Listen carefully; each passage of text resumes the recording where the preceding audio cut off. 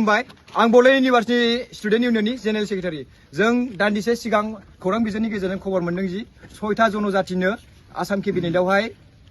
ST खौहाय approve होनाय जाबाय बिथांमोननो एसटि होनाय लोगो लोगो जोंहा गोबां खहा जागोन जोंनि थाखानाय थामोनथा मोनथाय आरो रैखाथिया जोंहा गैया जालांगोन बे खोथाखौ जोंनि माखासे लिडारफोरा मिन्थिया नामा बिथांमोनहा बुजिया नामा बिथांमोनहाबो मोनथिगौ बिथांमोनहाबो बुजिगौ जोंहा बेसेबां खहा जागोन जोंनि थामोनथाय रैखाथि जोंनि मोनथाया गैया जागोन बेखौ मोनथिखासेयावबो दिनै बिथांमोनहा दिनै पलिटिक्सनि थाखाय बिथांमोनखौ एसटि होनाया जोंनि थाखाय मोजां जायाखै आरो जोङो बेखौ माब्लाबाबो गनाया आरो जों जुजिगोन जों बयबो जुजिगोन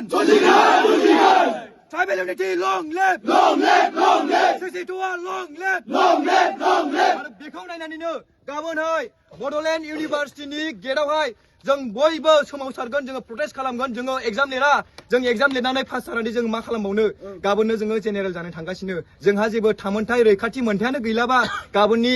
सानसेनि एग्जामखौ जों लिरनानै मा खालामबावनो जों प्रटेस्ट खालामगोन एग्जामखौबो जों लिरा आरो गभर्नमेन्टनि एगेन्स्टआव आरो बे एप्रुभेलनि एगेन्स्टआवहाय जोङो प्रटेस्ट खालामगोन आरो बयखौबो बड'लेण्ड इउनिभार्सिटिनि स्टुडेन्ट आरो स्टुडेन्ट नङाब्लाबो जाय बड'लेण्ड इउनिभार्सिटिनि साखाथियाव थायो बिथांमोनखौबो आं अननानै खावलायहरो जे जातिनि खाथेराव बयबो फैनांगोन आरो लोब लोब बाहागो लानांगोन जय बर' हारिनो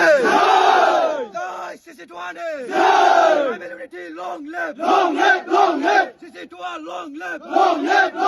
हिमन्त बिश्व शर्मा हुसियार बीजेपी हुसियार गोजोन्थों